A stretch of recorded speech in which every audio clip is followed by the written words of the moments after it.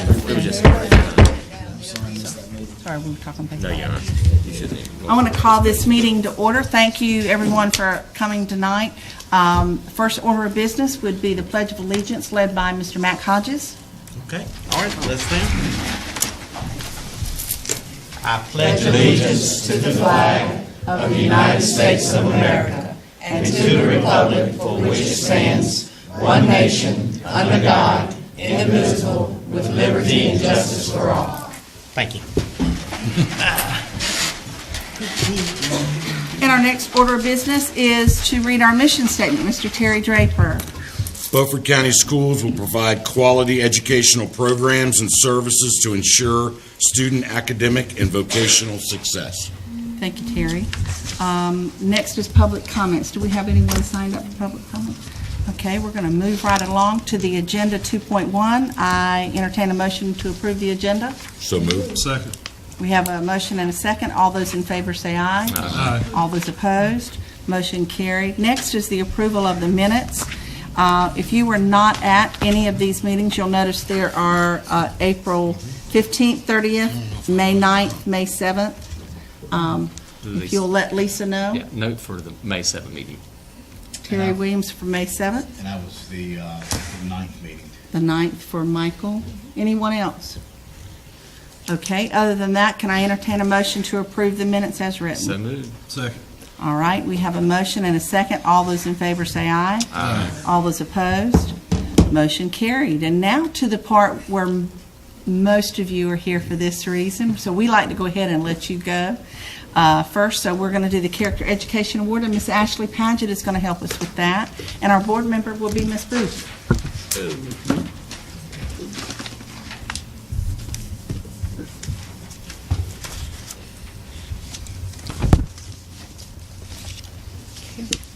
Good morning.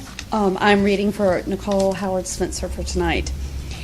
For May, the Character Education nominees were for the personality trait of perseverance. K-5, Bath Elementary, Jose Ponce Puga. Chocowee Middle Elementary, Caden Daughtry. Chocowee Primary, Candace Foster. Eastern Elementary, Samuel Garrett. John Cotton-Talo, Glendy Chavez, John Small, Freddie Skinner.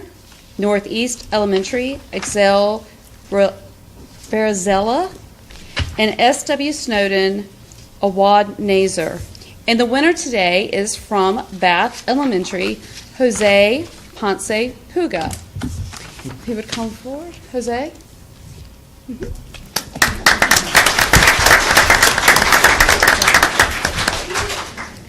Jose is in first grade. His parents are Maria and Gregorio. If they would stand, they're here. Thank you very much. And he was presented by Julie Woolard. Perseverance means to continue in spite of difficulties or not giving up. Jose came to first grade with an attitude of determination. He had already decided that he was going to work hard to be successful in first grade. Throughout the year, Jose has put forth extra effort to improve his reading. He loves books. And on most mornings, you can count on him running in the classroom asking to read his book to us. It seemed that he just could not focus on anything else until that was taken care of. His enthusiasm for reading brought so much joy to our classroom. We are proud of all that Jose has been able to accomplish. It gives us great pleasure to nominate him for perseverance. Thank you. Okay. Thank you so much. We are so proud of you. We know that your parents are proud of you, your teacher is proud of you. Now you've come to the Board of Education and they can make you proud. What I want you to do is go around and shake their hands, okay? So they can say thank you to you. Let me see if I can line you up with something right here, right quick, okay?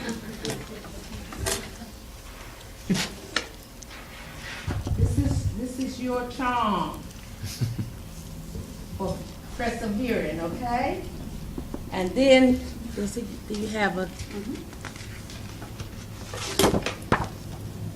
little certificate? that's going to help you keep on persevering, okay? All right, well, let me get you to go around and shake the board's members' hands.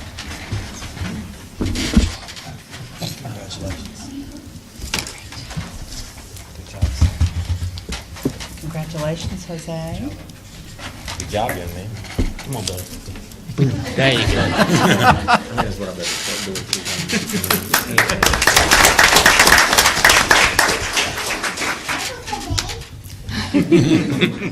Okay, for middle school, for grades 6 through 8.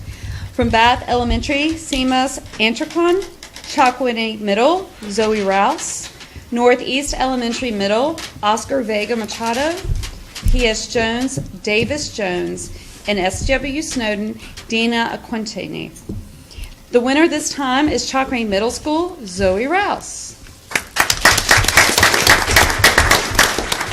Zoe was nominated by 2 teachers.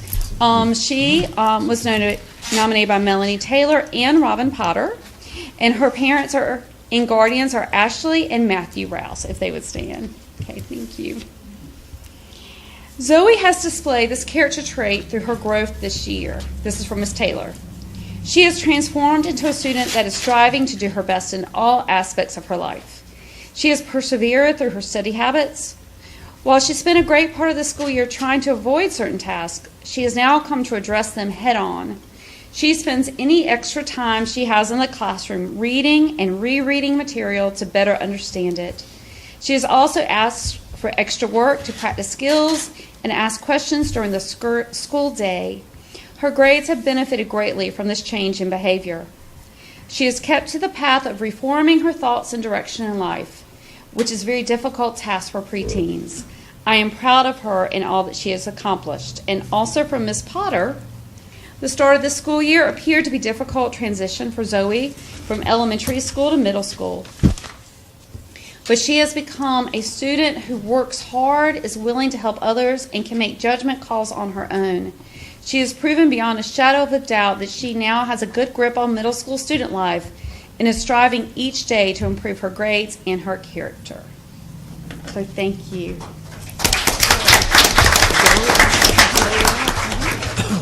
We are proud of you. We are. Can I?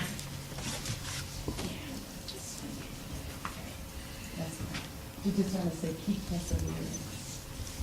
And it's going to be good. Always. Okay? Know that we love you. We're proud of you. Shake your hands up. Please. Congratulations. Congratulations. Good job. You can take this for you.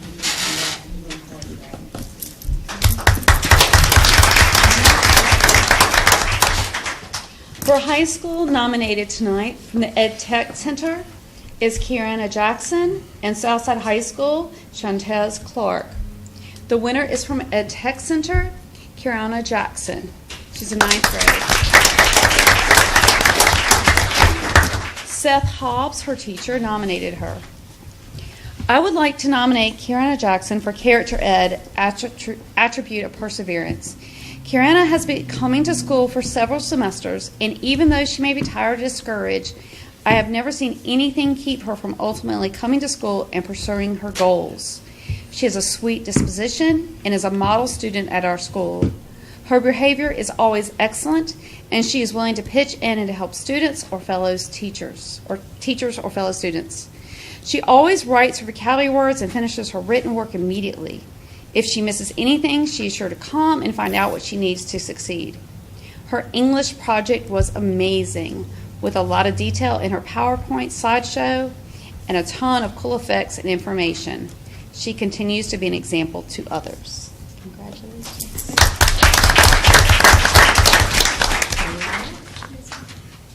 Thank you so much. And I enjoy doing this. and for such a great character. This is really nice. We're just so happy that you are persevering and that you're going to continue persevering over wherever, be it at Tech or be it somewhere else, as long as you're persevering for the goals that you have in life. So I want you to go around and get the board members' hands and come back to me.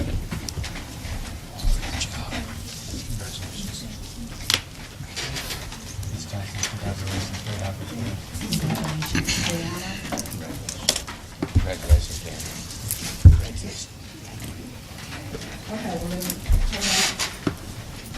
Before our award winners will come up and we'll have your picture made.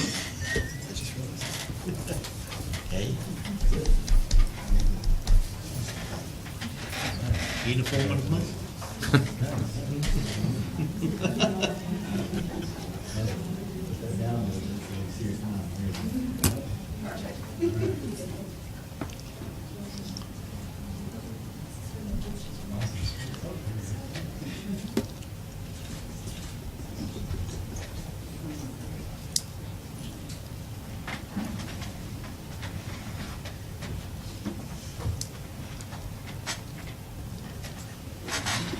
Right, great job.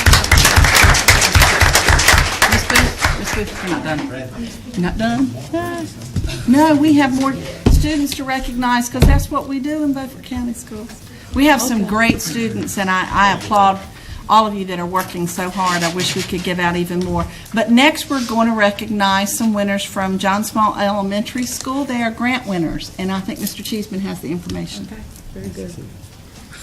Ladies and gentlemen, I'm very proud to announce that 3 students won a Lowe's Toolbox for Education grant in the amount of $2,500 through a research project for Lego robotics. These students recently learned about the psychological effects of plants on the brain, so they took the initiative to write this grant.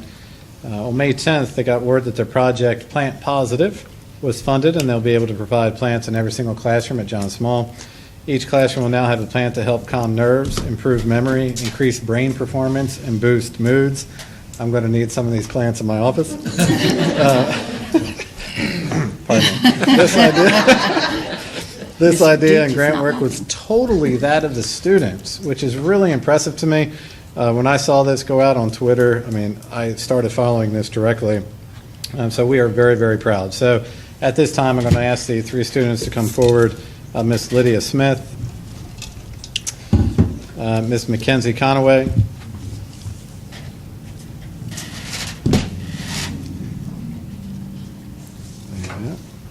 there you go, and also Ms. Alizon Resendez. There you go.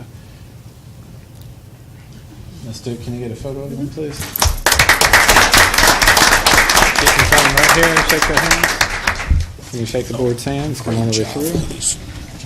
Great job. Congratulations. Thank you for working so hard. Congratulations.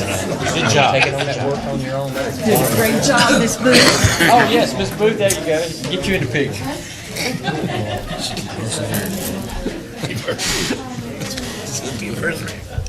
You just persevere.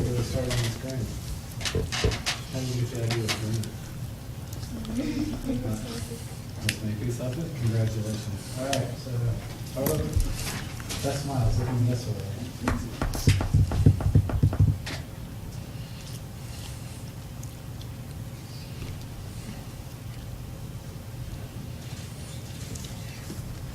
Awesome. Ladies, congratulations.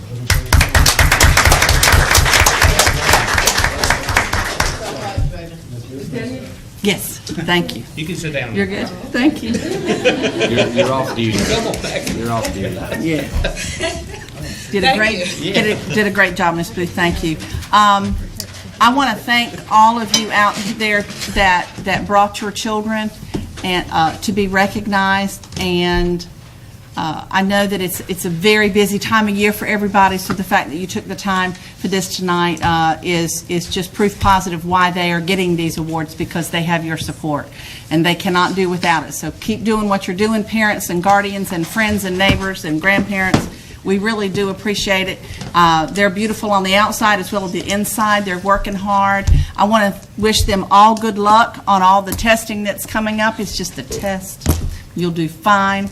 And at this point in our meeting, Those of you that were here to get recognized, we understand you have other things to do, and we take a little short break so that you can slip out, but you are more than welcome to stay with us, too. But we're not insulted when you don't want to. Everybody have a great evening.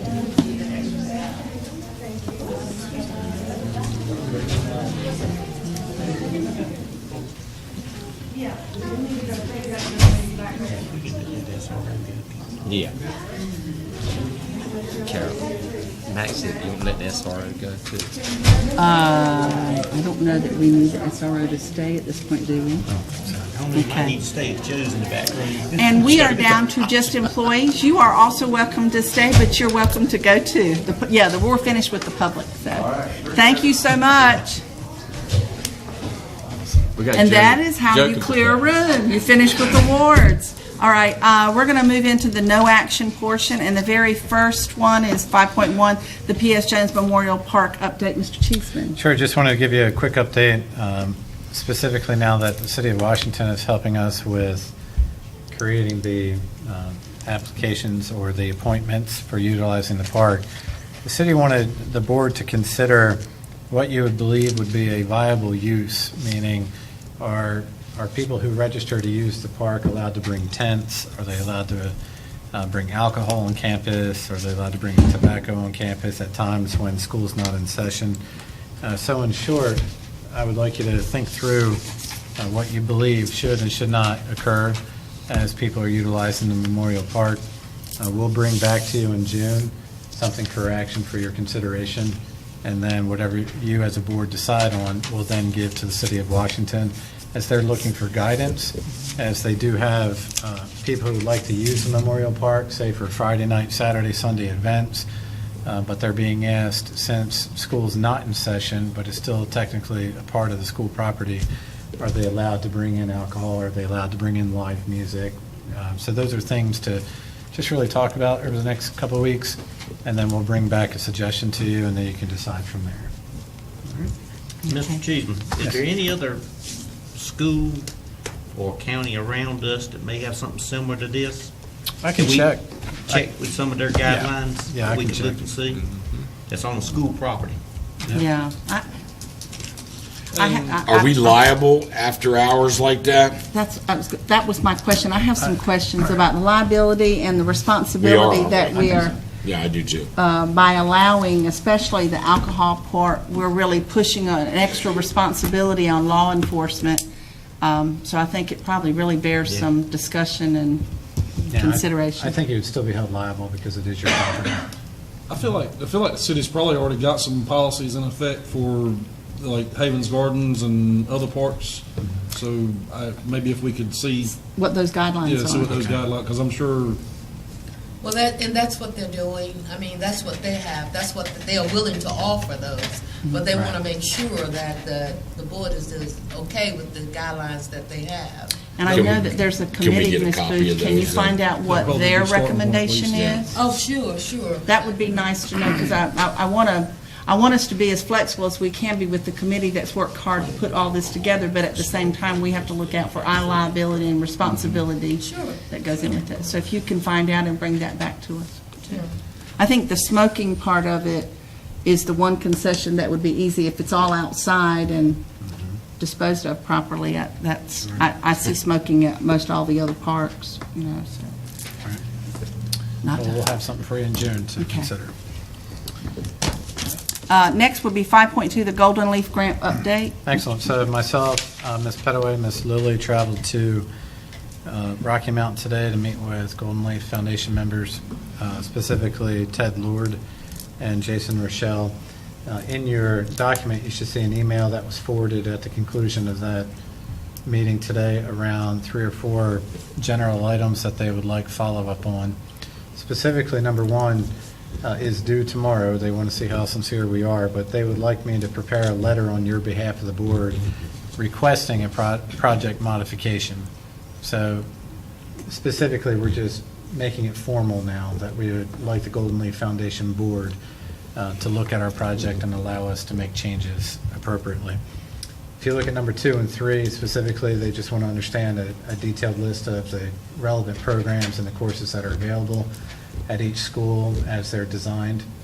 And then, of course, what type of equipment that would look like at each school. And then, of course, what does the funding breakdown look like for each school. So, in short, by the end of May, we'll have that information back to them. And again, I want to thank Ms. Petteway and Ms. Lilly. I thought it was a very positive conversation for roughly 1 hour. They did have questions as to why we wanted to change location, but they just wanted to make sure that the initial grant, its intention and its integrity of working with our business partners and our community was not being jeopardized. So at this point, they'll get this information by May 31st. Those 2 individuals already mentioned will present it to the Golden Leaf Foundation Board at their regularly scheduled board meeting June 3rd through the 5th. And so we should have an understanding coming out of that meeting in terms of how we'll proceed. All right. Do we need to make this a action item to vote on you making a project modification or requesting a project modification? No, you don't need to. They just want to make sure that the board is aware that we're doing this. So this isn't technically an action we need to take? No, Okay. this is no action. It's just providing you an update that we've asked for this. Okay. Any questions?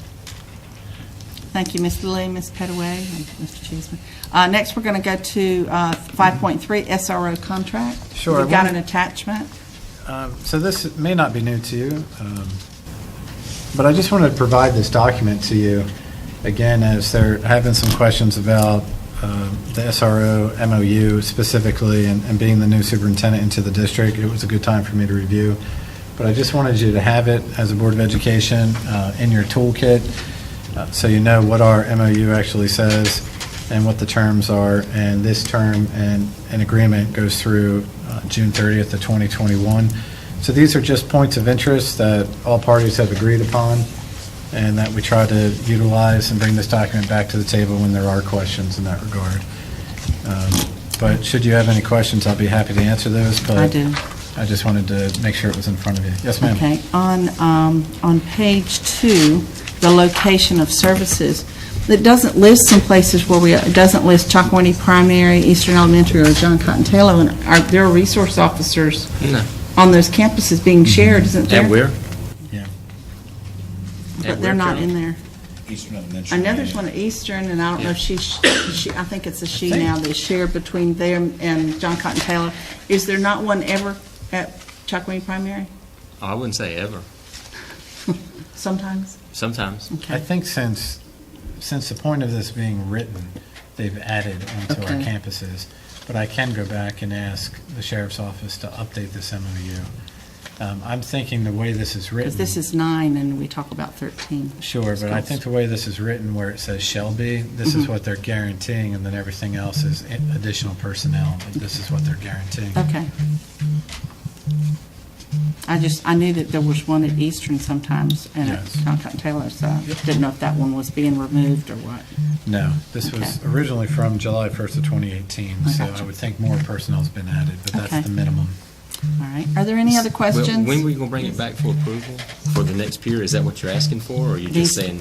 No, I'm is not it just asking for it. ongoing? No, this I was mean, I know already- it's not approval tonight. No, But no. does it just run through this year? I thought we had to do it each year. No, this is actually written through June 30th of 2021. Okay. When was that amended? Because I could have swore we didn't approve anything last year, and now it's for 3 years. So the one I thought we approved or were going forward with last time was only good for the next school year, which would have been ending this June. If you scroll Correct me down- if I'm wrong, please. No, you're right. Scroll down to page 11 of your PDF. At the very bottom, marked Roman numeral 15 under amendments, you'll see that it was amended on July 31st of 2018, I believe. Yeah, I see that. I'm like, as Terry said, I was under the impression it was year to year, So did I. but I do know that Kim had to go back and write some other things. Maybe she just didn't represent it. If you look at the first page, specifically under Roman numeral 1, term and termination, second sentence after the declaration of 3 years says, however, the parties shall review the terms of this MOU at least annually And amend it. and may amend it Okay. at any time in writing by mutual agreement. So with that, I think you have the opportunity to review it each year and then make request for an amendment. Okay. But this is partially why I'm handing it all to you right now, is just to get everybody on the same understanding of what you did agree to. Okay. I would just ask what I've already mentioned to you. Section 5, just review the hours and Yes, just sir. clarify with me what it means by normal school hours. Okay. So if the school takes in at 7:50, the final bell rings at 7:50, first bell rings at 7:40, and car riders begin at 7:30, and teachers have to arrive at 7:30, what does normal school hours mean? All right. I'll make sure I report back at our next meeting. Thanks. Yep, no problem. I got it written down. Any other questions? All right. We're gonna- I mean, what is the plan for them to get a SRO at these other schools? I don't, at this time, don't think there's a greater plan than what's already in writing, sir, to be honest. And our county commissioners, I think, clarified that the money that came to us that then flowed back, they were going to work on a fix Yes, they're for that. trying to fix that right now for us. Is that correct, Willie Mack? And that they were only receiving funding for the SROs that were in place, correct? The money that they allotted was for SROs at every school. We don't have them at every school.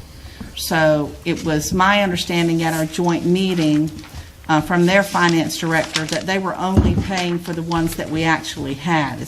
But since this was written, didn't she say, or Brian said they were at every school but one? Yeah. That's what he said.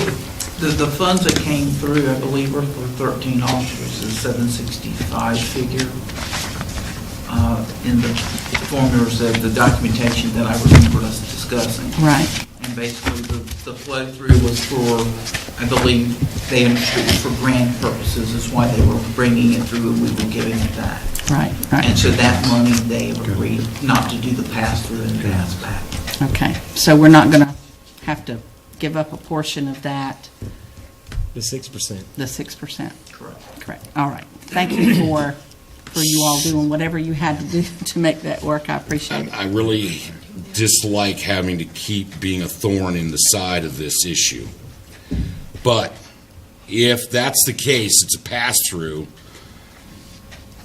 and I don't know that we don't have any control over it, but is that money for 13 officers going back to the sheriff's office? I think the residents of this county deserve to understand that they may be actually paying for services that are not being accommodated for. Correct? Because if they're issuing us a check for 13 officers, in fact, if we only have 9, then we're 4 short. They should not be getting paid for the full 13 officers. But I think Brian said that we had 12. I mean, he said we had all but one. 13, 17.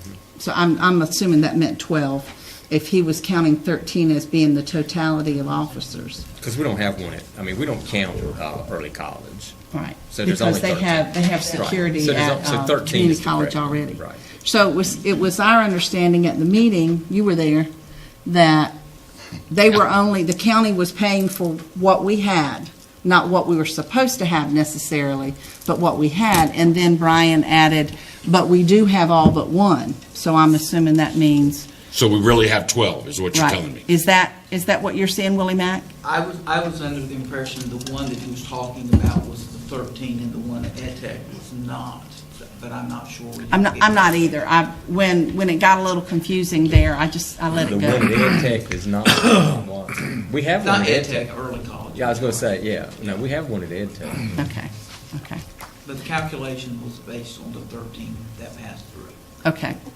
So the funds that's released to the charter, those people, the one that they had in place, are you saying that they did not get the money from the charter until they was also in place? The way the charter funding works, that any appropriation that we receive, any dollar appropriation that comes from the county, they are due a per pupil allocation of that fund, of those funds. So right now, as of the fiscal year 18, it was about 6.21 cents for every dollar that came across. So of that, what was it, so basically $37,000 because of that pass-through, we had to get you charged for. And we're no longer going to have to do that. That's my understanding. Good. They Told us they're fixing that. yeah, Anita in finance and Willie Mack have come up with a way that they'll fix that, so that'll be good. Any other questions?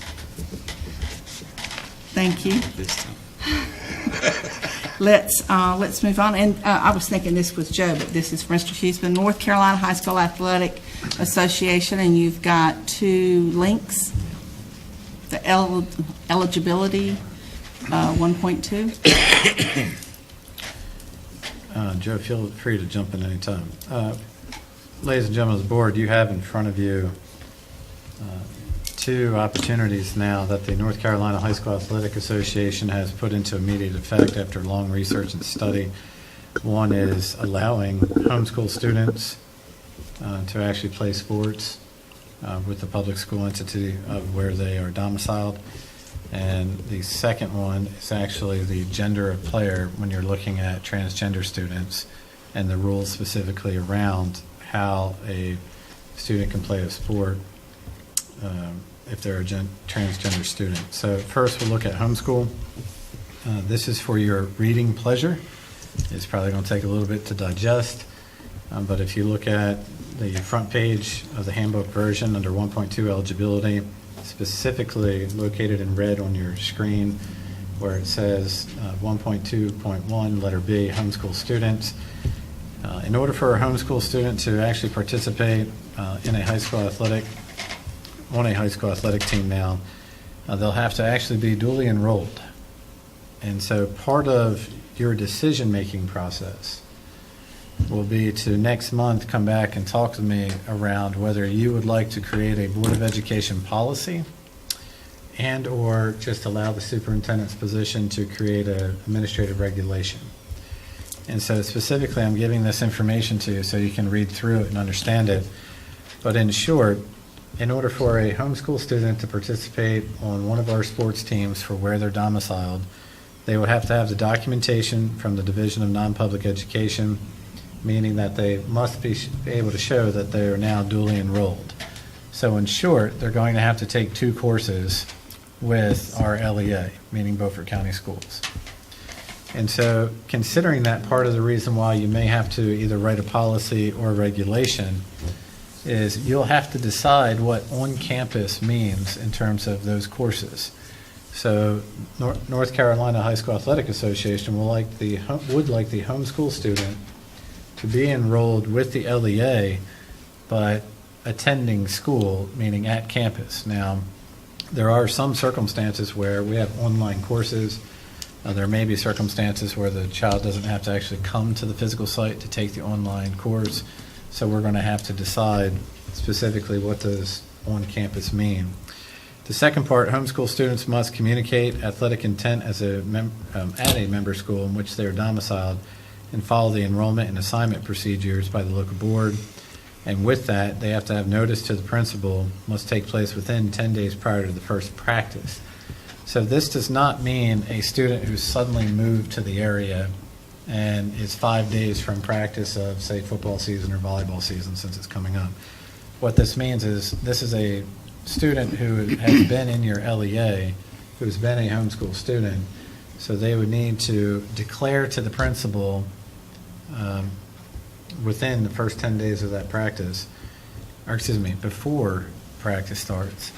They would have to declare to the principal in writing that they would like to play a sport and that they are going to enroll into the school system.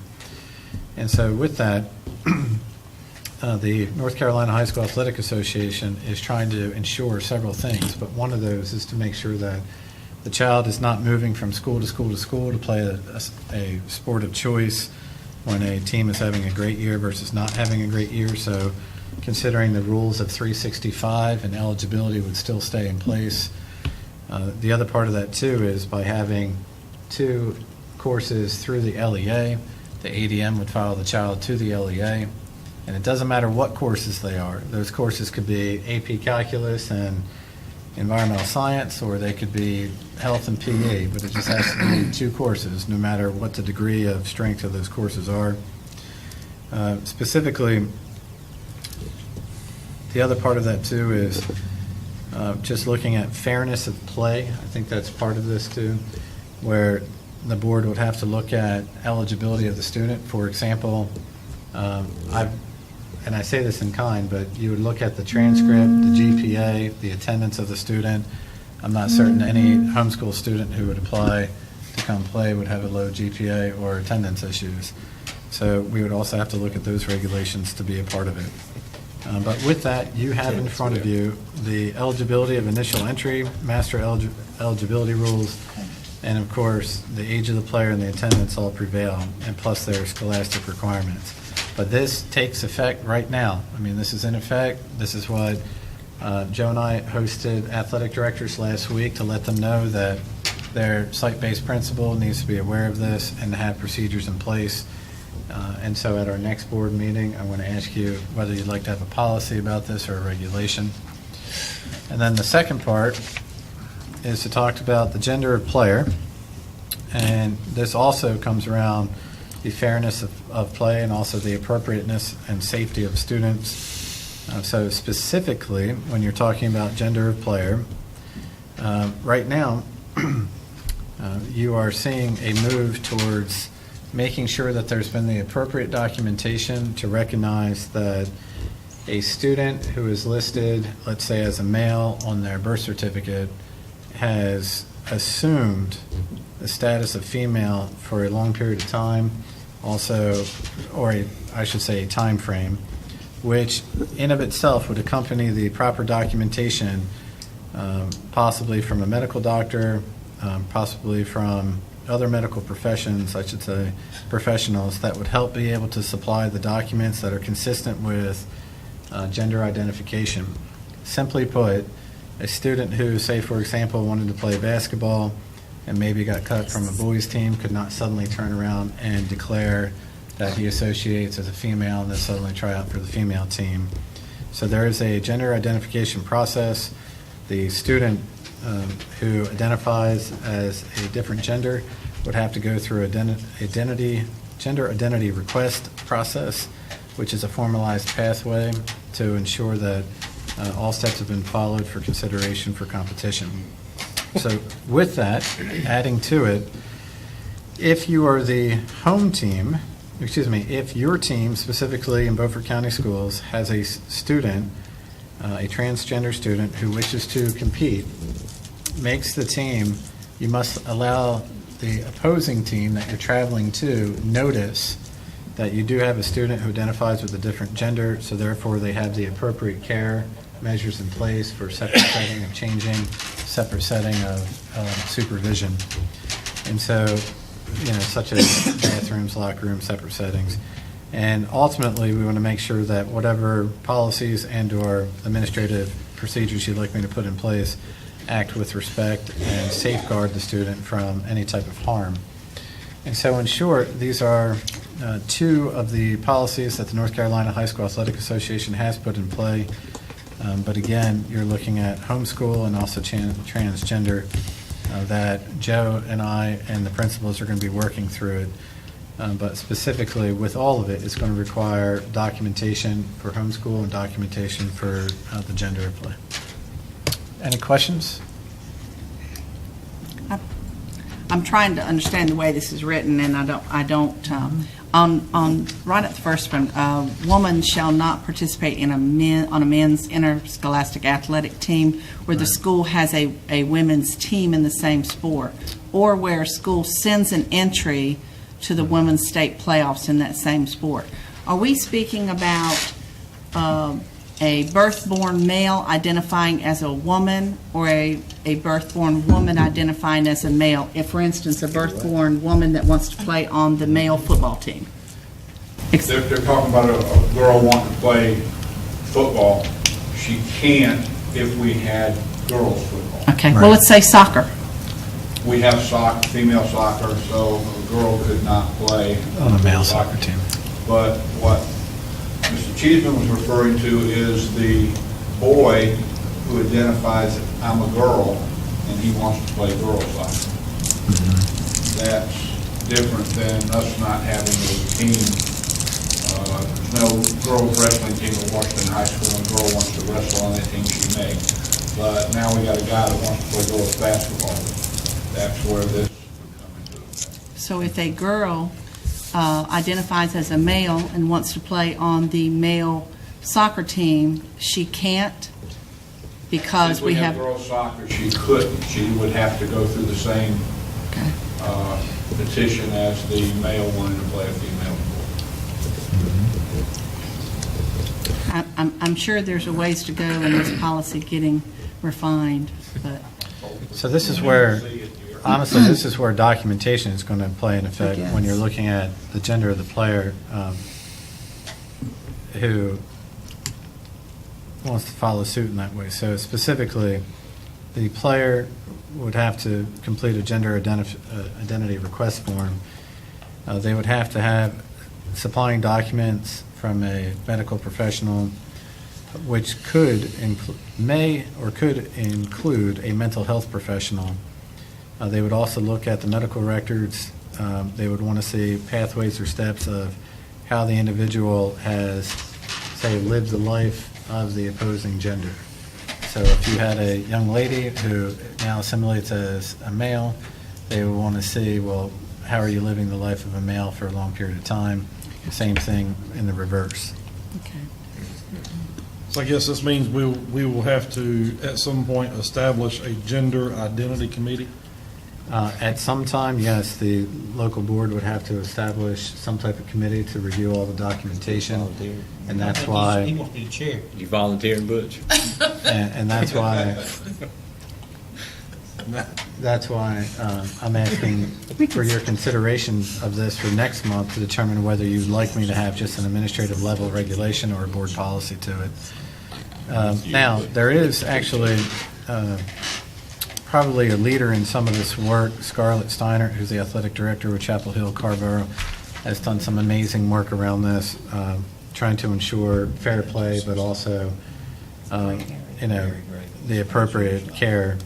And so with that, if we do have questions, we can always contact her directly just around what some of the documentation and procedures have looked like. But right now, the North Carolina High School Athletic Association has approved both of these policies. They are in effect for this upcoming year, or essentially they're in effect right now. So we'll But there lean are- on the North Carolina High School Athletic Association for direction if we have some questions. true, and you would have to make sure when you talk about having an LEA committee, you would have to make sure that you would be making a comparison of the documentation for what is required, and we would also have to make sure that we avoid personal, political considerations to that. But in short, we have to make sure that the student of consideration meets all of the policy requirements. That's essentially what you're looking at. Okay. I got a All right. question. Sure. You just knew I did. I'll read this when I get home, and Yes, I'll sir. go through it, and I'll study it, and I'll do all the things I'm supposed to do. Yes, sir. But maybe you can just give me a head start. Sure. Back to the homeschool piece. You mentioned a couple of things. I just want to be clear so I can start thinking about it. Yeah. One is we would have to make sure of eligibility. One is their grades, Yeah. which they're going to be. Noted. And second is their attendance record, which obviously they're going to be because when they get up, they're out of school. Right. So I doubt they're going to be late for school since they stay at school. I understand. And I know we can't change what they've done, Correct. but I just want to voice how ridiculous it is against our public students, school students, that that's what they have to go against. Since they have to actually get up and actually go to school, they don't live at school. Right. But that's the way it is, then that's the way it is. Did I understand you to say, though, that we could define what attending two classes means online or on campus? Yeah, so Can we make a policy that says if you have to enroll in these two classes, you have to take them on campus? Is that what you're saying? yes, you have to define what on campus means. On campus means that you come to school and you're on campus. Can we do that? Yes, you can define. That's what I mean by going back to creating a Board of Education policy, meaning Okay. there are some LEAs And there are some students that take college-level classes online, but never actually have to go to the physical site. I understand that. We've dealt with that in a school recently, haven't we? Yes, sir. Well, So, I'm only one person. That's what I want in the policy. Gotcha, sir. I want them on campus, setting on that campus. Okay. If they're going to play ball at Southside, I want them to take 2 classes right there on that campus at Southside. Same at Northside, same at Washington High School. My only, I'm not trying to be the devil's advocate, Terry. I'm sure but there is one. We currently have students that we'll say Southside, but I know of a few at the other 2 schools that take all of their courses at Beaufort Community College or online. They still consider Northside their home school because that's where they took all their classes prior to being a senior.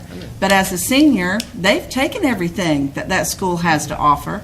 And so now they're taking courses at Beaufort Community College.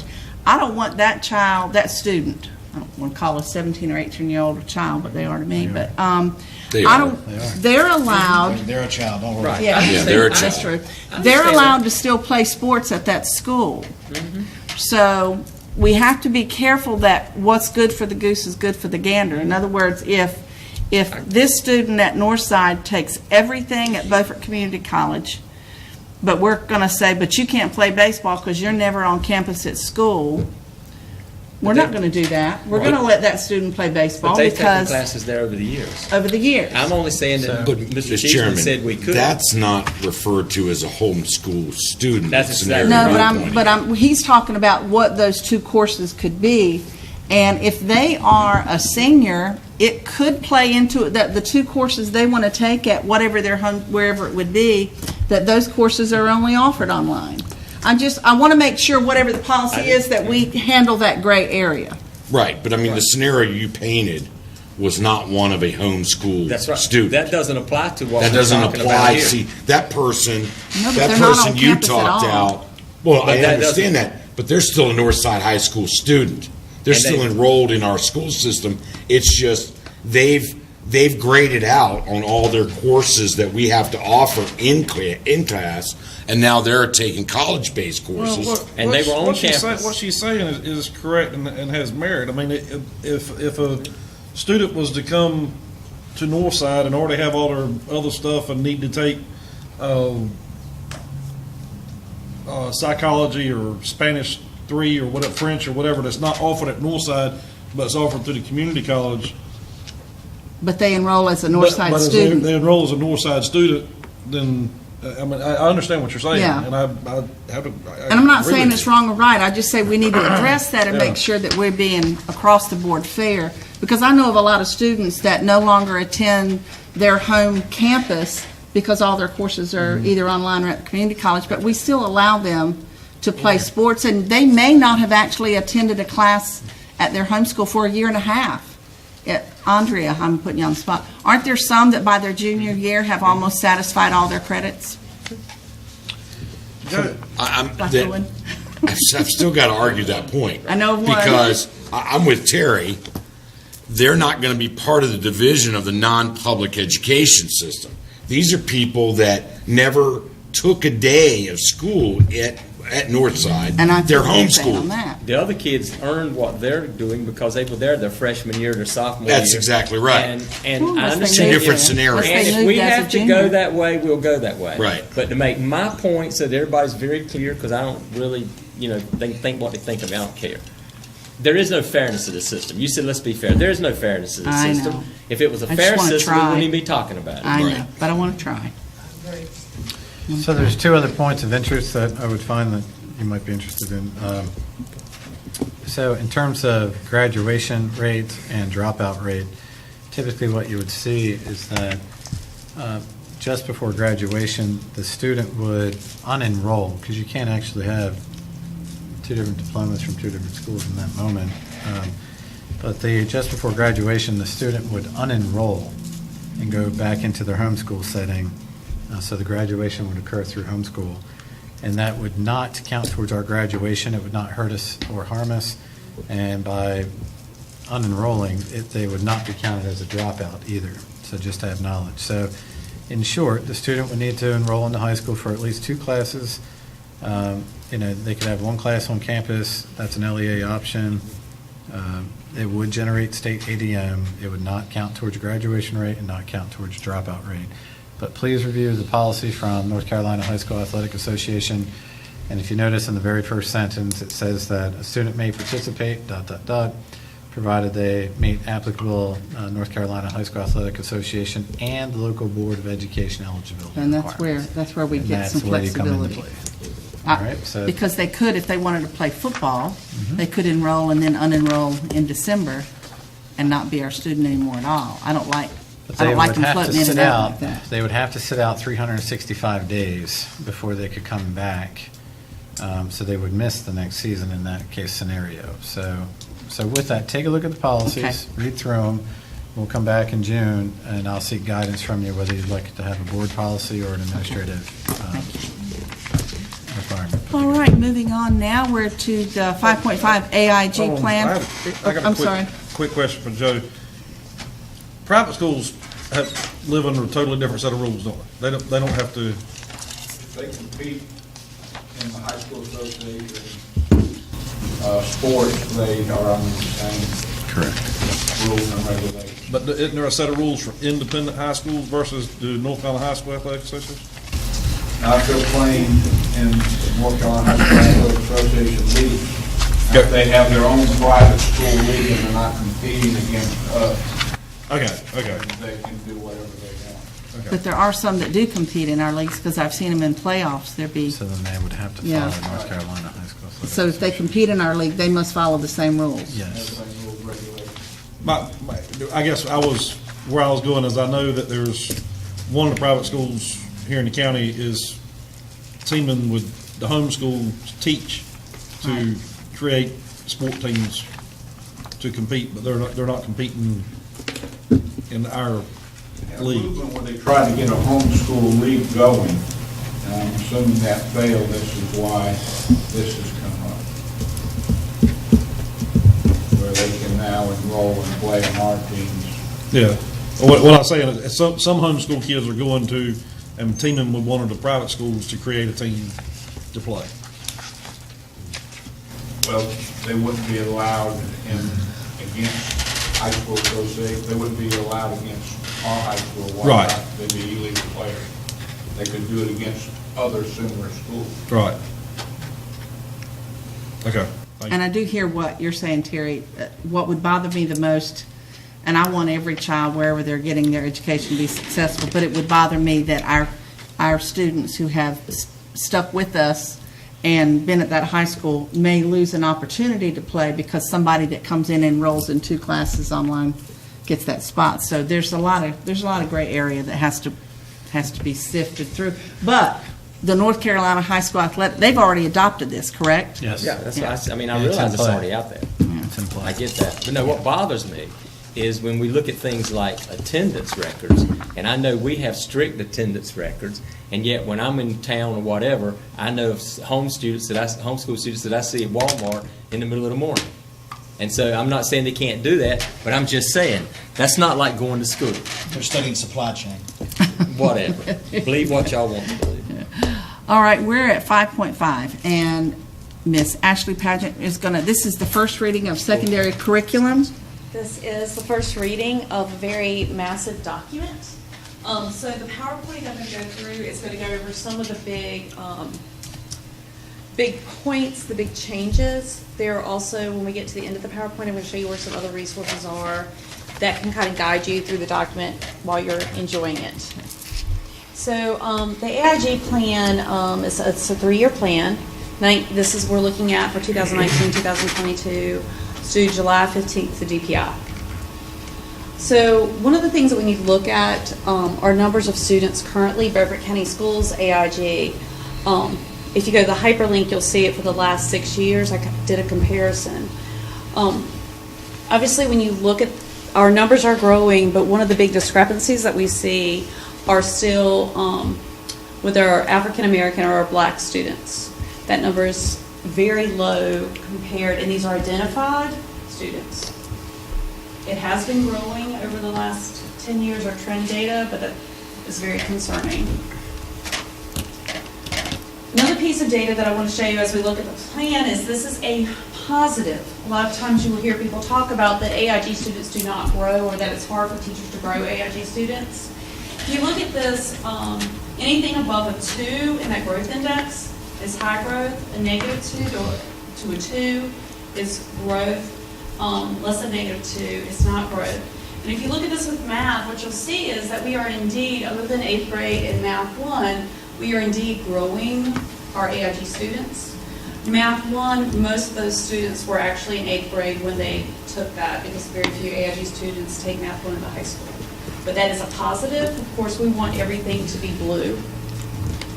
You'll see the same in reading, except for in 4th grade. Again, we have that growth index with our AIG students. So how is this happening, our growth piece? Currently, we have something called an AIG specialist, and those are people who work with an AIG licensure that they're identified as an AIG specialist.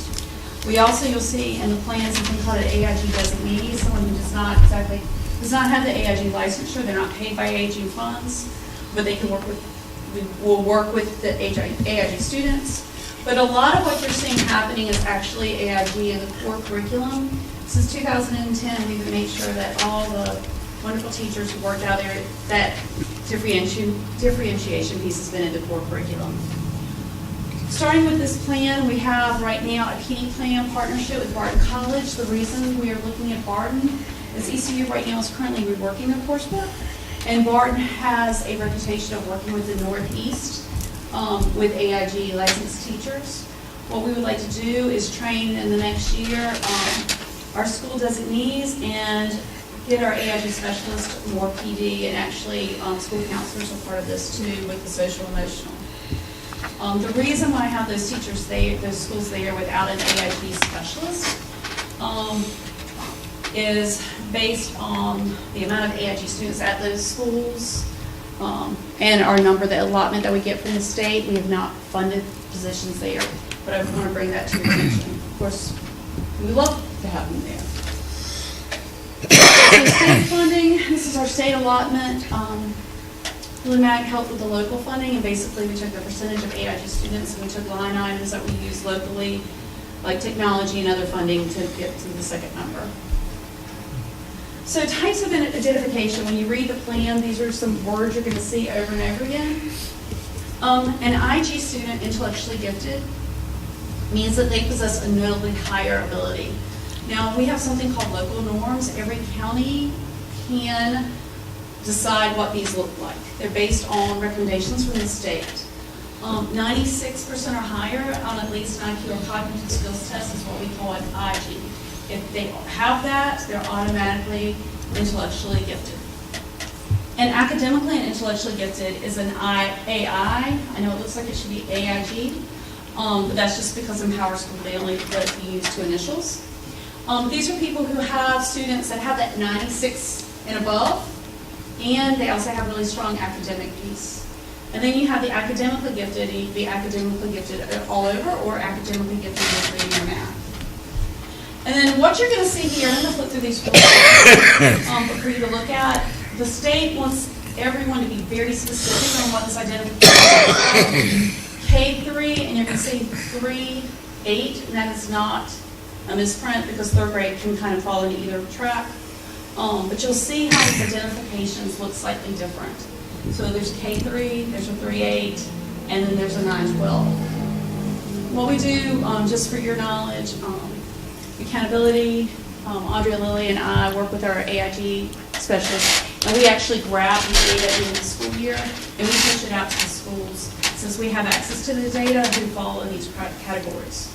We have added something under this called 3 authentic academic artifacts, which I'll define here, because what we're finding is since there is this disparity, maybe we're missing it. Like, for example, and you had a kid who did the robotics, and they found out that plants make you feel better.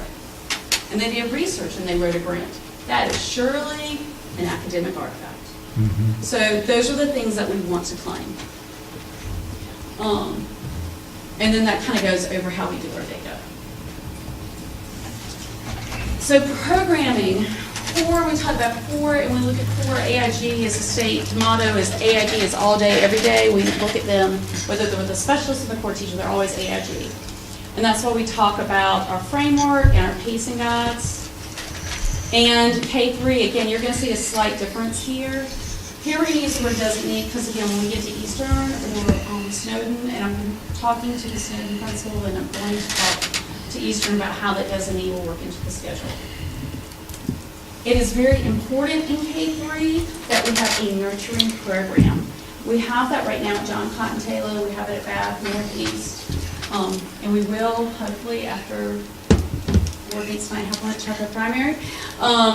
Having that nurturing program really helps change those gaps of who we've identified, because they work with students on critical thinking skills, problem solving, making some inferences. And once we have a good nurturing program, typically those numbers change. That shows the first data piece.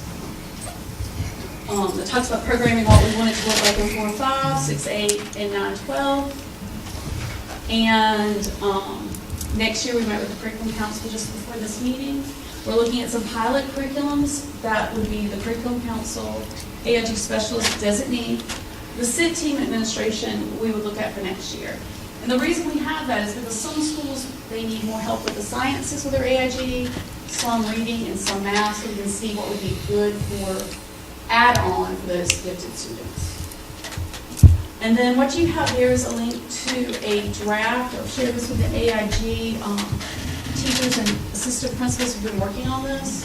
And share it out with the parent group after y'all talk. But this has all of all the documents that support the new plan. And there's lots of things, timelines you'll see in there, the PD plan, PowerPoint presentations for parents, summer opportunities. There's a lot of information in there. Any questions? And I can show you what that looks like.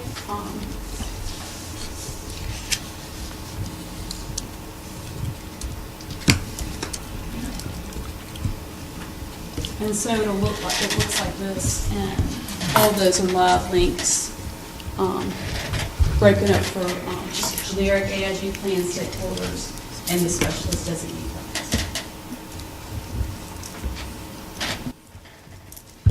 Any questions?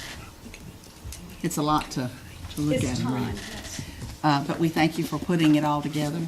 And, Great team, good people to work with who worked on it. actually, I've been reading a lot lately. There was even a study done by the New England Journal of Medicine, maybe in February or March, and it was from a lot of child psychologists and educators.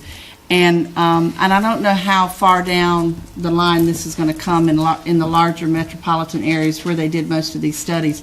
But it was a 10-year study, and it was on children from the age of 4 to 6, which would be pre-K through first grade. And they, in these pilot programs, they went around, and some of them had, you say nurturing, I don't know what that plan actually is, but they had pre-K and kindergarten being less about core academics and more about exploration, creativity.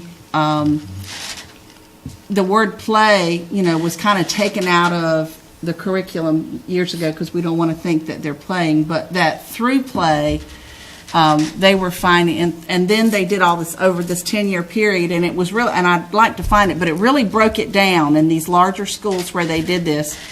And like over 80% of the kids that were allowed in from 4 to 6 to be more creative and less, we're going to have 40 minutes of reading, we're going to have 50 minutes of math.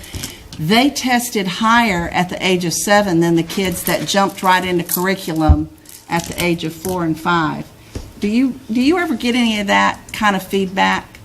And I thought it was really interesting, and it made a lot of sense that they were talking about how we push a little too hard sometimes when they're I think at 5 years old they're still babies, but and I am not the kindergarten or first grade or pre-K specialist, so I can look at, but I do know, again, just thinking with the AIG, when you look at the nurturing, that is a big part, that letting kids be creative, letting kids be inquisitive, letting kids make comparisons that are innately their own and all that.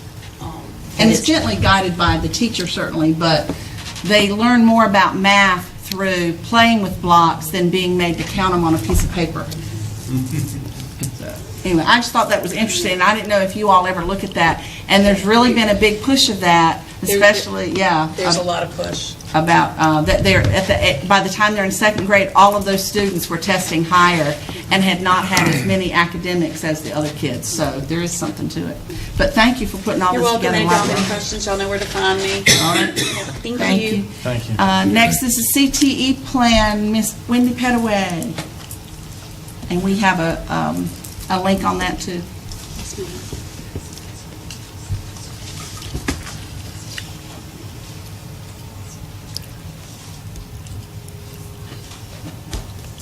This is the evening for a PowerPoint.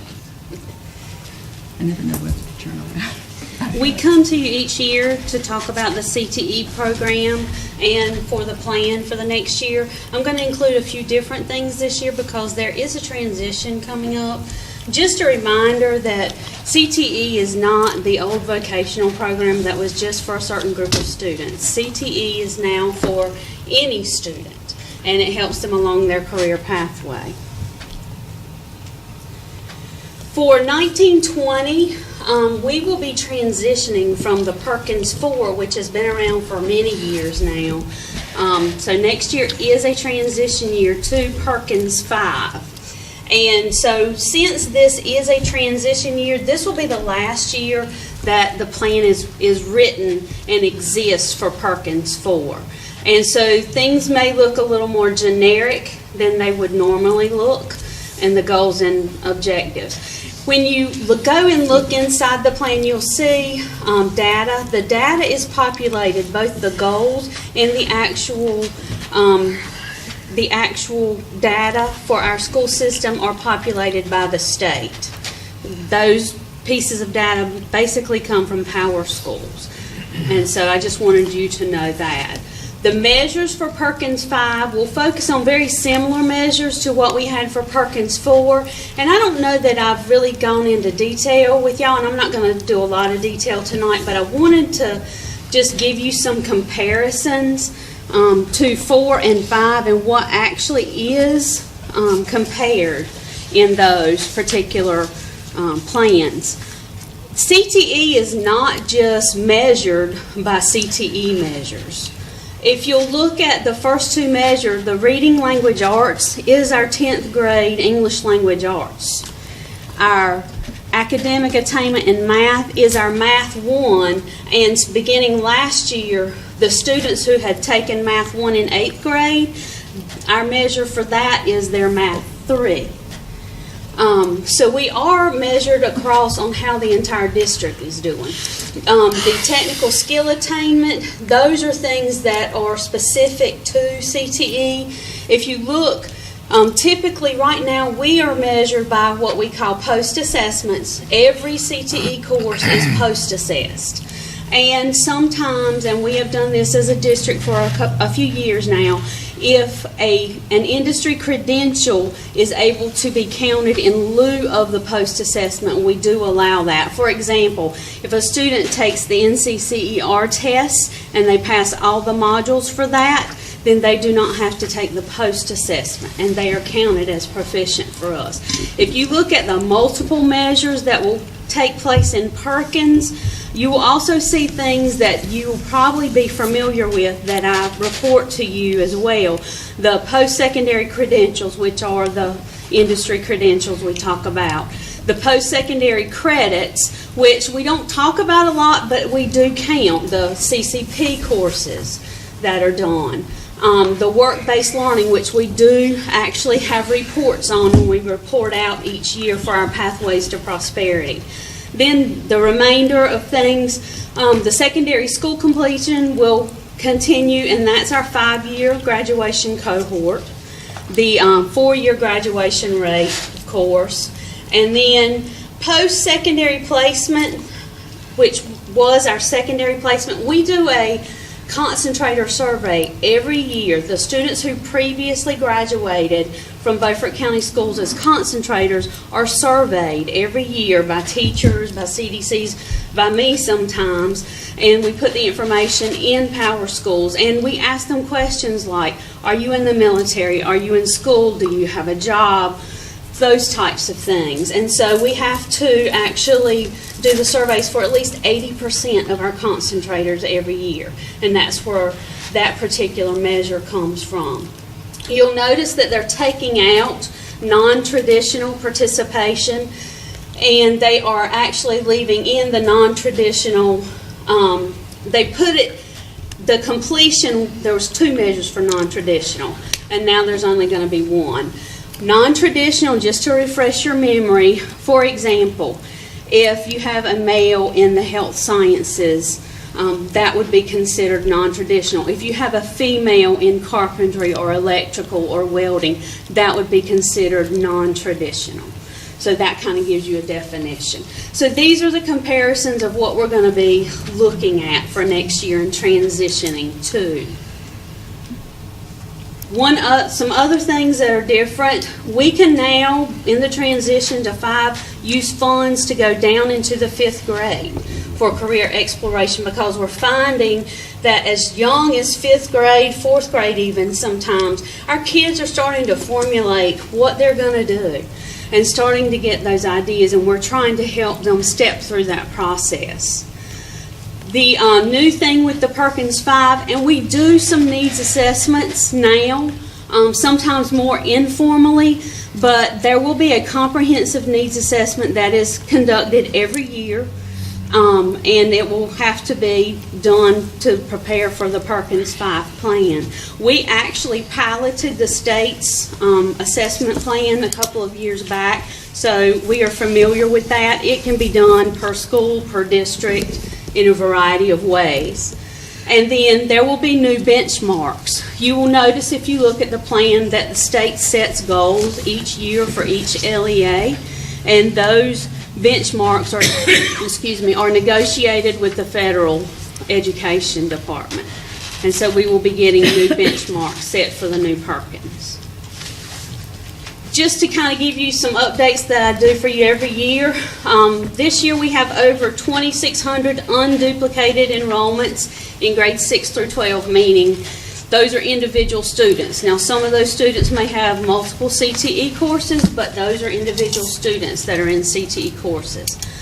Our career academies that we've had, the automotive, the fire safety, and then the industrial design at Washington, we've been able to do some things with some EWIF funds for the last several years. That grant will officially end June 30th of 2019. So, but we have been supporting those positions with regular CTE dollars, and also since we got those up and running, we support those with regular CTE dollars as well. We'll be looking at articulated college credits and some industry credentials. Just note, internships and pre-apprenticeships. We have pre-apprenticeships for the first time this year. We are actually the first district in the East. We have partnered with Beaufort Community College. They got those underneath their care about a year ago or so. We actually have 2 pre-apprentices, and I know that doesn't sound like a lot, but it's a start. And we have 2 that will begin this summer with their respective companies. Y'all know about GRAD. We've discussed that before. And then we are looking at the Golden Leaf revision to upgrade programs further. We try to provide the equipment and the tools that are necessary for our programs, and we do our very best with CTE dollars and other dollars that we can come across, but there's always upgrades and things that our businesses would like to see us have that we could improve. Just a few highlights. We had over 2,000 industry credentials in 2017-18, 139 internships, which was up from the previous year. We have typically good pass rates for our nursing students, our nursing fundamental students. And then articulated credits, and we hold joint advisory meetings with Beaufort Community College. You can see our historical results from CRC, Career Readiness Certificates. Our industry credentials, you can see it jumped quite a bit last year. The state will tell you that we had 2,663 credentials, but we always counted a certain way, and I wanted you to have apples to apples comparison. But if you go look at a state record, they will tell you that we earned 2,663, and that would be 120% of our enrollment. Multiple credentials per student, like Microsoft, you can get 2 credentials in the same course sometimes. Our Automotive Academy, yay, we have our ASE certification and accreditation. That was just completed this year, and that is a tough process. We've had significant help from our industry partners. Mr. Steve Lee, you'll see in this picture, and his staff they were very instrumental there. Brian Van Geisen from Beaufort Community College. Many of our independent automotive folks have helped us, and we are proud of this certification. It's not an easy thing to get. So our students can now go out with their certifications from our program. Just a reminder of the fire and public safety. There's a link there for the video, which you've seen previously, but if anybody would like to see it, it's there. We do practice, and we are partners with the Chocowinity Fire Department for this particular program. Our visual and performing arts, I didn't really put any pictures this year. We had several pictures last year, but we have been able to bridge some gaps. Damon Walcott is the teacher who was an art teacher, is now a CTE licensed teacher as well. He taught video and did a phenomenal job. Now he can give those students their Adobe credential and certification. We are hoping to test about 16 of his students, and we're hoping for several of them to obtain that credential. So we're crossing those boundaries. Just a couple of pictures. I know you like to see our kids and what they're doing. Different things. Our ag is making strides in various places. Washington in particular, we had a first-year teacher this year, and she's been doing a phenomenal job with the kids and expanding the program. And just some pictures of what some of our CNC machines and some things we've done with SpinRite. They did a clean room down at Southside last spring late and installed it at SpinRite. Our partners, we've really worked with our partners. This is iconic. Last year there was a tour open to counselors, teachers, anybody who wanted to go, and that's Miss Mary over there that's heading up the tour, and several of our folks took us up on this tour. It was pretty hot that day. Our career pathways, it's not just one way in and one way out. It's multiple in and out throughout life. This was speed jobbing this year. You'll see Mr. Doan up there, and Mr. Swenson was there. You saw him in an earlier picture. Mr. West is there from NC Works, and the Chamber sponsored this. Our teachers and our students and our businesses said that this was a very successful program. They got a chance to meet with many different students in this particular activity, and these are students that are not focused on going to a four-year school. We're trying to provide our students who are going to stay here and be in our community, maybe permanently, to have opportunities to earn a livable wage and have a rewarding career. Again, we had a Max Carolina grant in conjunction with Region Q and some of our partners. Again, we're having our students sit down informally with our industry folks and talk to them about what they need and what they want in the employees that they're looking for.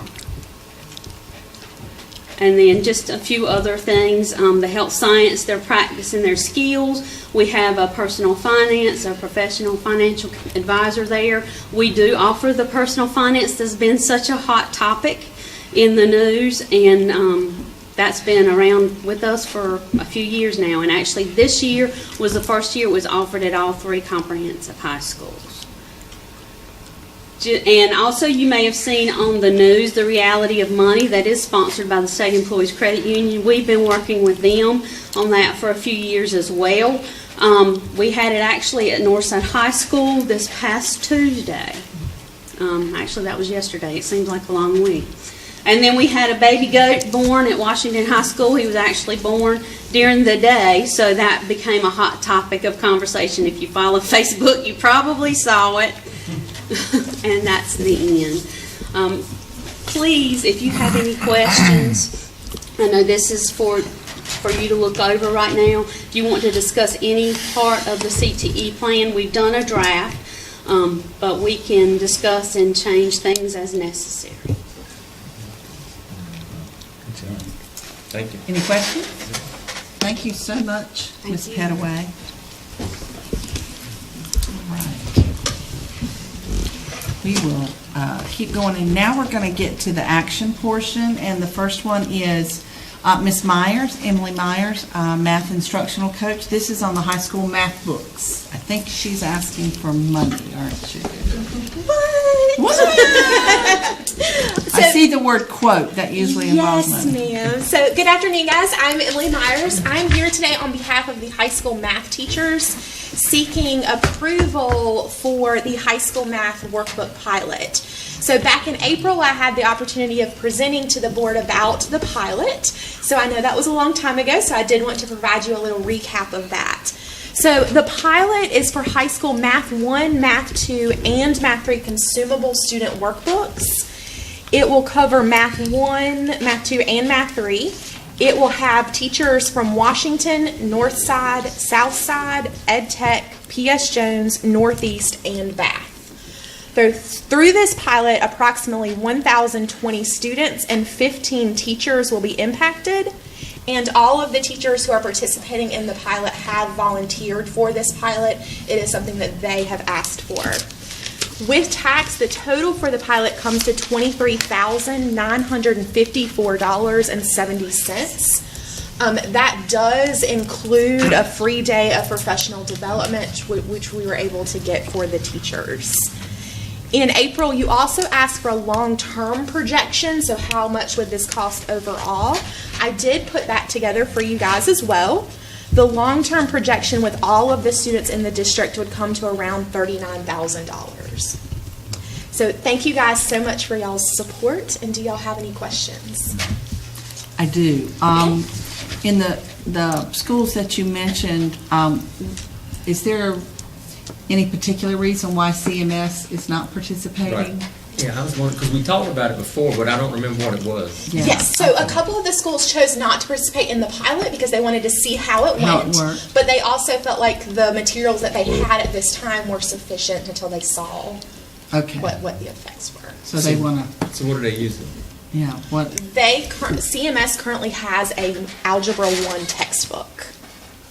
So they are using an old textbook, which the teacher knows the standards well enough to be able to adapt to meet the current standards. Did we encourage them not to do that? Yes, you can encourage them. I mean, did we encourage them, or did we just leave it up to them to decide?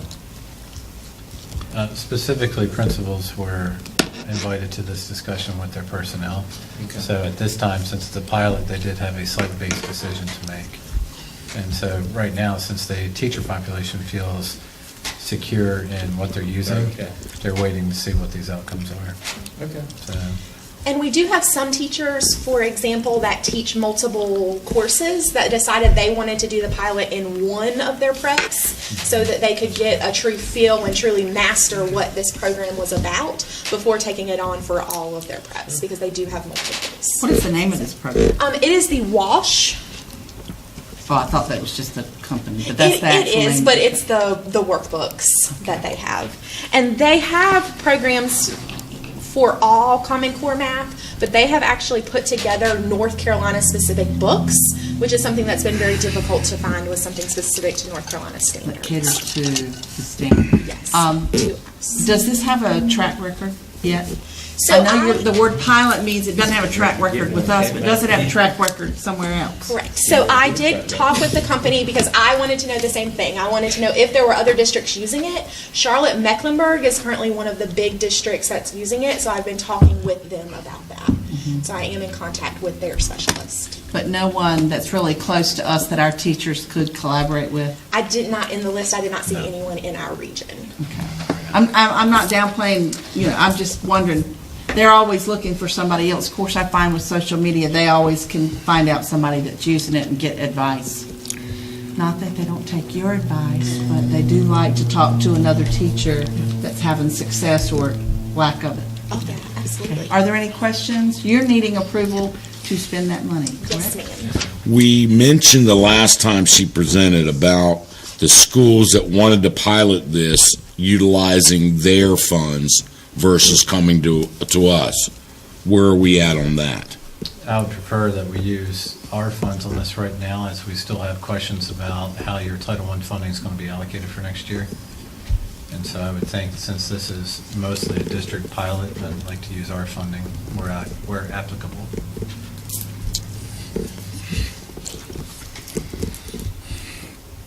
Any other questions? Then I need Have to- we got the funds?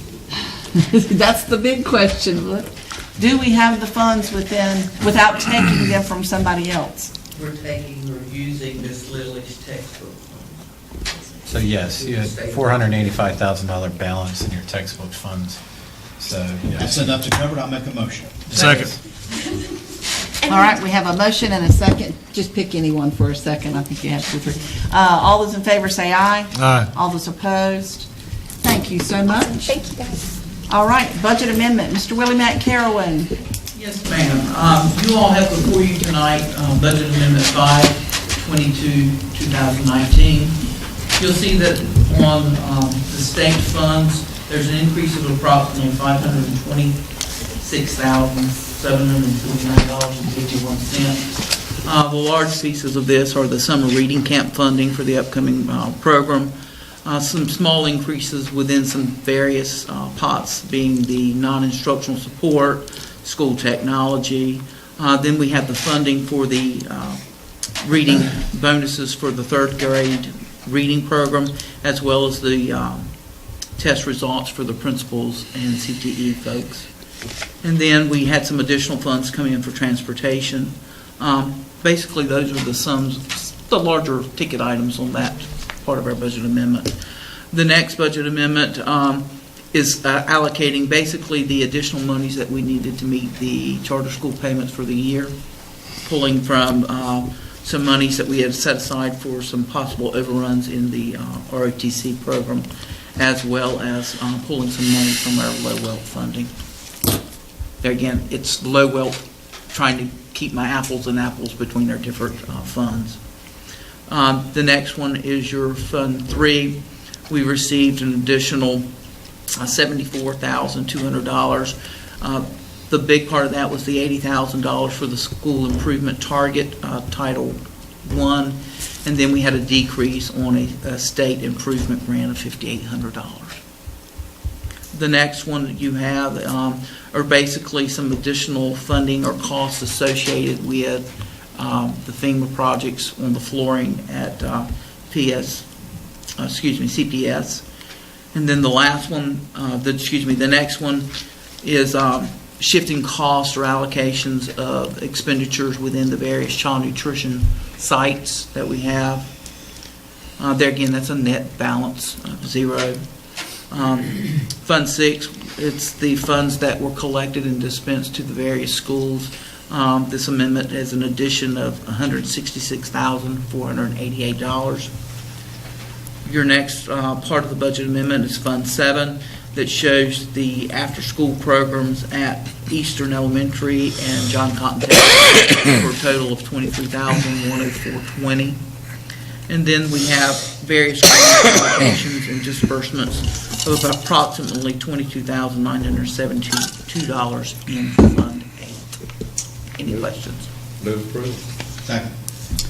We have a motion to move approval. All those in favor say aye. Aye. All those opposed? Motion carried. Thank you on that. All right, our next action item is Southside High School Wrestling. Mr. Cheeseman. I'm actually going to defer to Joe here, as he did provide the update on the 42x42 wrestling mat through his recommendation to the council. As you'll see, that the mat costs $10,514. Mr. Oliver, I just want to make sure that you had some of your questions answered around wrestling in terms of participation. Yes, sir. I think Joe may have answered those. Yes, it is. Thank you. So in short, I'm just here to answer any other questions that you might have about starting the formal season at Southside High School.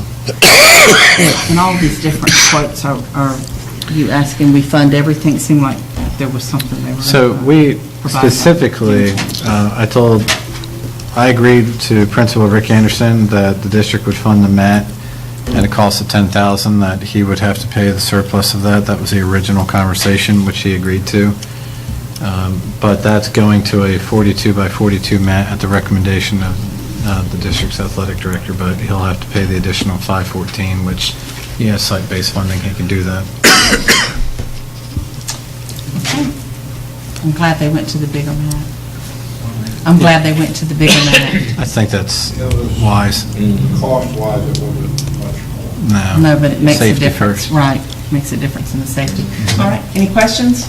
Joe, got one question. The conference that Southside's in, how many schools in that conference have a wrestling program? There are 2 schools, not counting them, that have wrestling, and that's obviously not enough to have a conference.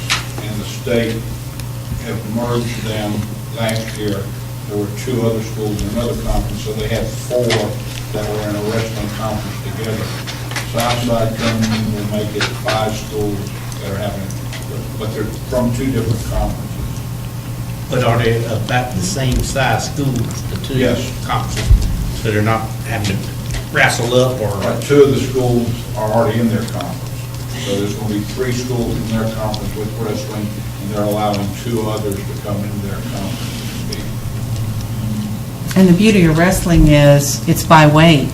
Right. By weight. So it doesn't really matter so much well, I guess it matters the student pool you have, but a 110-pound wrestler is still a 110-pound wrestler no matter how big your student body is, right?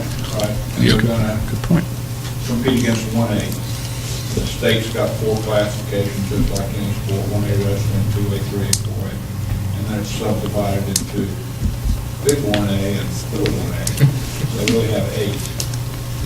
And there's a Matt, multitude. Matt, just to clarify, that's one of the questions I asked Joe. I sent him an email earlier this week and asked him, because I had a little concern over a 1A school having a wrestling program, and I also have concern over our schools having too many athletic programs and for the size that they are. But I asked him how many students had shown interest in participating, and he said that they had a list of 34 boys and 3 girls that were interested. I asked him how many schools in the conference had wrestling programs, which he just answered that. I asked him how many 1A schools in the state have wrestling programs. He said 50. And then I also asked just how many, just in general, in the East had wrestling programs. He said 60. So I was just making sure that they had somebody to compete against and something that would be a viable program. So Thank you for doing that. That helped solve a lot of questions. I assigned wrestling officials to the schools in the east from Edgecombe County to Outer Banks. It's pretty solid in about 60 schools, in the 50s probably. That's including middle schools also. Most of them are varsity. And once you really get into the wrestling program, there are so many invitationals.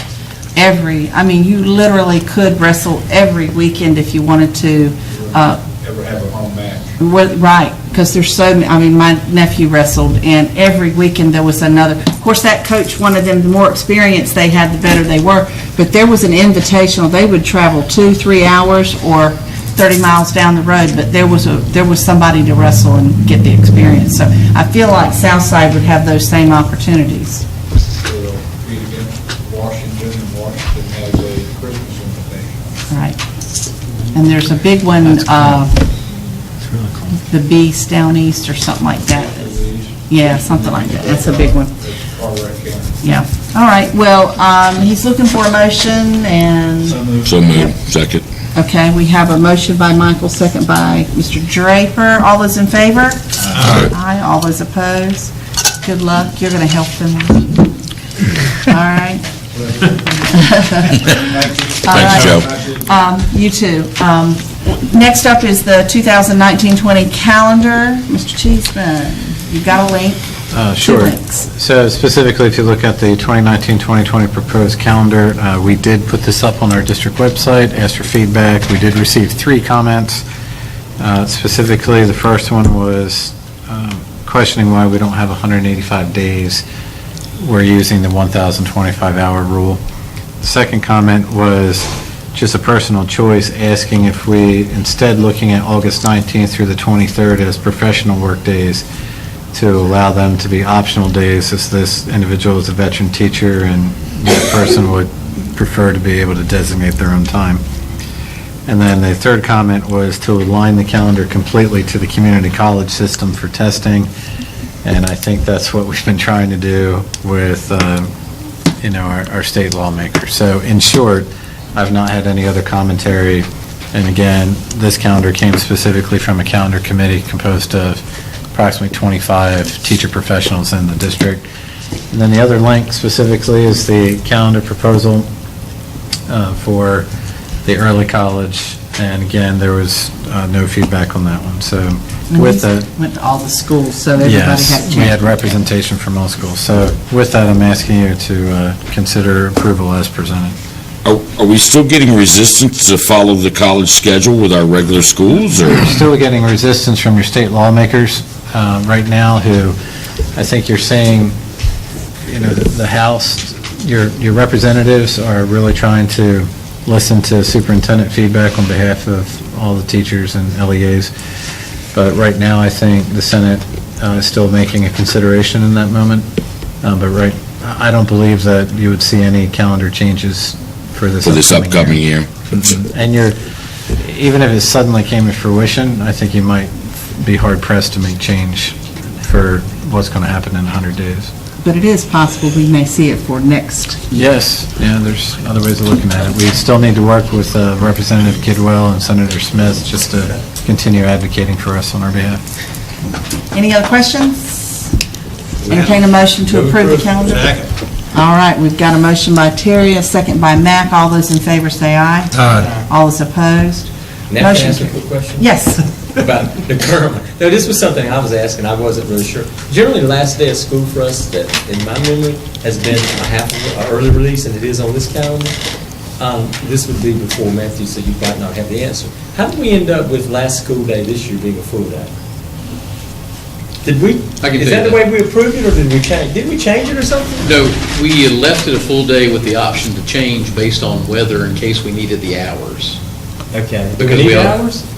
I would think not. We haven't. Because, most people have their little moving up, whatever, and all the students leave at 9 o'clock and go home. Right. So there's no point in us really being there for a full day at the end of school this year. When I accurately predicted that we would suffer 2 hurricanes last year, I wanted to give us plenty of time in the spring in case we needed those hours. But through my leadership, we were able to still accomplish what we needed to do. Job well done. Go home early. Okay, so can we change it? First off, thank you. Led to 2 hurricanes. I don't know if you heard So that. can we make that motion then to change that to a half I'm just day? asking. Can we make So that can we motion to change change that it to a this half late? day? Because there's no point in having a full day when everybody's going to leave at 9:30 to go home. Right. I can. I'd make it a half day. So that's fine. Do what, Matthew? I'll work He in can this. do it. I'll work in the system. That's Sarah, fine. really. I mean, I just hadn't seen it, and I couldn't remember if we changed it during the year. But No, it was you looking out for us. Yes, sir. Absolutely. Okay, I need somebody to look out for me. When did we buy HR Doppler radar? Well, he's as good as most of us, but they only write half the time and still keep your jobs. If the goat at Washington is wet, we're in trouble. That's right. Okay.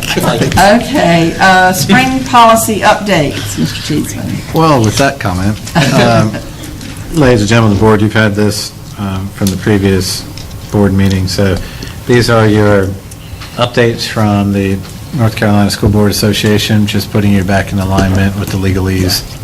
And so I'm specifically, unless you have questions, asking for your approval as presented. Move approval. Second. We have a motion and a second. All those in favor say aye. Aye. All those opposed, any discussion? I think I was supposed to do the discussion for that anyway. All right, let's keep going. Field trips. You have three field trips as presented. Bath Elementary School with Washington, D.C., looking at next school year. Please note the date is 2020. Northside High School, looking at June of this year for the state FFA competition in Raleigh. And then also Washington High School again this year, but over the summertime, looking at that wrestling camp at North Carolina State University. So I would request your approval for the field trips as presented. Move approval. Second. All right, we have a motion and a second. All those in favor say aye. Aye. All those opposed, motion carried. All right, Superintendent, fiscal agent, and applying for federal funds grant. Specifically, this comes out of the previous conversation where Mr. Singleton, overseeing our federal programs, was seeking specific superintendent authority, so the person in this position having authority to act as a fiscal agent on your behalf. So unless you have questions, I would ask that you... So we're going to give Matthew that authority. Move huh? approval. Move second. There we go. Thank you. We have a motion and a second. All those in favor say aye. Aye. Motion carried. There you go, big guy. Well, thank you. Don't go rogue. What you wanted. Greg wanted it. Yeah. Greg wanted it. All right, well, that was awesome. I've been asking you, shall we? That's right, that's right. All right, thank you. I'm just kidding. All right, now we need a motion to go into closed session, Mike. Move that we go into closed session pursuant to General Statute 143-318, 11A1 and 8 to prevent disclosure of confidential personnel files under General Statute 115C-321. Second. We got a motion and a second by Ms. Booth. All those in favor say aye. Aye. I'm going to open the door. Thank you, ladies and gentlemen, for coming tonight.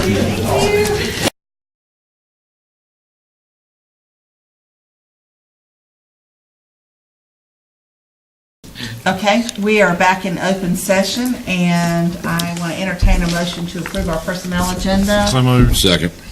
All right, and we have... Yes, I want to recuse myself from 1C. Okay, got that. All those in favor say aye. Aye. All those opposed, motion carried. Calendar for June. What do we have on the calendar? Other than our Consider changing the 4th to the 3rd. Yes, you I have can't it. be here. Matter of fact, Michael, can you be here? I was going to ask that I'm you... not here in June at all. The rec department, I'll even tell you on this, it's not me personally attending a ball game, but Washington Rec is having tournaments, and some of us are having to volunteer and help. Okay. So I'm going to be tied up a lot that week trying to. the week of the 3rd. You're saying on the 4th. Well, it's scheduled for the 4th, but I have to come. Well, would you like to But I'm just not sure move it about to the... Michael's schedule. He's- Would you like... I'm going to have to call in June anyway. Would you like to move it to the following week, June 11th? Because that way, school's already let out. Sure. Then you need to move the other one too, wouldn't you? Well, Keep the 2 last weeks one is, between. well, the last one's typically flexible because the end of year closeout with I don't finance care, anyway. that's fine with me, I'm just saying, I was just saying. So would all of you How does the consider 11th, June how does the 11th? 11th look? That's fine with me. Some of these are running close together anyway. Yeah, okay. How about we move that one to the 11th? And then the last one for now, we're going to say it's the 25th, unless we were to need to come back to approve some financial information or something for Willie Mack to So we're going to move that one too? Yeah, I don't see the point in going the 11th and the 18th, if we Okay. want to go the 11th and the 25th. But like I said, with Willie Mack closing out the books and everything, he may need us to meet before the 25th so he can close some stuff out. So we will let you know that as soon as he gets word to us. So what are you saying, 11th and the 25th? For now, the 11th and the 11th for sure, and the 25th is going to be tentative, because that really does push him to get things closed out and get approved. So we may have to go the 11th and sometime the week of the 17th. All right. All right? All right, and same time at 5:30. Board member updates. Been starting that one in and going around. Ms. Booth, do you have a board member update for us on anything? All right, Mr. Hodges. All right, first off, I attended the School Board Association meeting last Friday in Raleigh, trying to fill the big shoes of Ms. Booth. I don't have a lot to report. There was a lot of just some updates on some legal issues and stuff at that time. But if I see that it needs to be worthwhile to report for that meeting, I will. Okay. The other is an attachment here. I try to give you all the updates you need from our school over in Janesville. So this is everything that was handed out at our meeting last week at that monthly meeting, so y'all can look it over and review and everything. Okay. And Anyway, yeah, I would advise you to look at the very last page. I think it's the last page. Lisa was very nice to put this on the board docs for us. But you need to look at the last page on that actually. Okay, That's all very right. important to look at. All right, anything else? All right. Just a Carrie. small thing. Did anybody else get this invitation in the mail? Who's in front? It snowed? Okay, it wasn't on the envelope, it wasn't on the, I appreciate being invited, I just didn't know where to go. I don't know what it is. It was an invitation to a moving up ceremony. It gave the date and information, but it didn't say where it was at, and the envelope didn't have a return or anything. Yeah, it didn't say what school it was. She says it's Snowden. Okay. It come from where? Because I got one too. I didn't know. She said, Lisa says Snowden. All right. Thank you. Anything else, Terry? No. Michael? Just congratulations to all of the sports teams that have done finished and those who have continued. I think baseball's still going on. I've had the chance to watch girls soccer, and they did an excellent job against their game. And I'm a little biased, which probably should have won it, but they played their hearts out. And congratulations to the rest of the county. We got some great schools out there. We did. Our student athletes have done a fantastic job in the fall, winter, and spring on representing their home schools. I really do appreciate it. It's a tremendous amount of time. Our coaches don't do this for the money. Obviously, they do it because they love the sport, and they especially love our kids participating. So if you have a moment, thank a coach for their time, and those assistant coaches get paid less than zero, so some of them really do. I want to also remind everybody that we have graduations coming up. We have early college graduation this Friday night. All of the high school graduations will be on Saturday, June the 15th. I'm sure we'll put something out publicly, but most of all of those are by invitation. With that mentioned, Lisa, can we have some of the high schools send us tickets this year? I mean, sometimes they, like, I know at Southside they had us pick them up inside. Yes. It'd be just really nice if we had them and not have to go thinking, I hope I get the ticket when I get inside. Now, Northside's always that kind of had their tickets at the door. But just curious, I mean, Yeah. last year they said it was because they didn't print them up till late. But we just need to do them ahead of time so we know we have them. I also want to thank all the teachers. I know they're in the middle of testing. It seems like they're testing all the time. God bless them. But it's a very busy time for our teachers and our students, and we really do appreciate it. We appreciate all the hard work that goes into making this school year as great as it's been. Butch, anything going on down your neck of the woods you want to talk about? Nope. Okay. Terry. Well, I guess, it's another year. I guess we are starting testing. Good luck to everyone. Absolutely. Thanks for all the hard work, and that's about it. Thank you. Thank you. All right. Now we're at superintendent updates. Follow suit to what Mr. Draper said. Testing window really starts around May 29th. So you'll see coming off of Memorial Day, all of our kids engaged. The other part of that is, as previously announced, please look at the back document for what was shared in terms of student enrollment, which will be very interesting to you, that I'm pretty excited about. I've been asked to be a part of the board for the Girls and Boys Club.